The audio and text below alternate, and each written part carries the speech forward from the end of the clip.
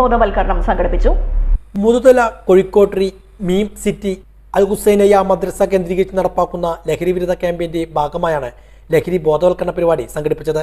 Pattambi excise range preventive officer Salman Rasli ബോധവൽക്കരണ ക്ലാസിന് നേതൃത്വം നൽകി. ലഹരി എന്ന വിപത്തിനെ ഇല്ലായ്മ ചെയ്യുവാൻ ഓരോ കുടുംബങ്ങളിൽ നിന്നും വലിയ കരുതലുണ്ടാകണമെന്ന് അദ്ദേഹം യോഗത്തിൽ ഓർമ്മിപ്പിച്ചു. അത്രയുടെ വിപുലമായ ഒരു ബ്ലാക്ക് മാർക്കറ്റ് നമ്മളാരും കാണാത്ത ഒരു മാർക്കറ്റിലൂടെ പ്രവർത്തിക്കുന്നുണ്ട്. ഈ ഒരു ബോധം നമ്മൾ രക്ഷിതാക്കൾ ഉണ്ടാവണം. ഞാൻ രക്ഷിതാക്കൾ ഉദ്ദേശിച്ചാണ് പറയുന്നത്. നമ്മുടെ ഈ ഒരു ബോധം നമ്മുടെ ഉള്ളിൽ ഉണ്ടാവണം. നമ്മുടെ മക്കളെ ഈ ഒരു സമൂഹത്തിലേക്കാണ് ഇറങ്ങി ചെല്ലുന്നത്.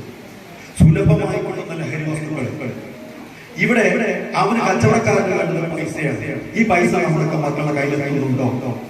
ഇത് നമ്മൾ നോക്കണം. നമ്മുടെ മക്കളുടെ കയ്യിൽ ലഹരി വിരുദ്ധ ക്യാമ്പയിന്റെ ഭാഗമായി മദ്രസ പരിസരത്തെ മുഴുവൻ വീടുകളിലും ലഹരി വിരുദ്ധ സന്ദേശം പ്രചരിപ്പിക്കുന്ന ലഘുലേഖയും വിതരണം ചെയ്തു. ആന്റി ഡ്രഗ്സ് ടീം രൂപീകരിച്ചു. KT Abubakar മുസ്ലിയാൻ, Usman Saqafi, advocate KT Hamza Saqafi, Mustafa Muyini തുടങ്ങിയവരും പങ്കെടുത്ത് സംസാരിച്ചു.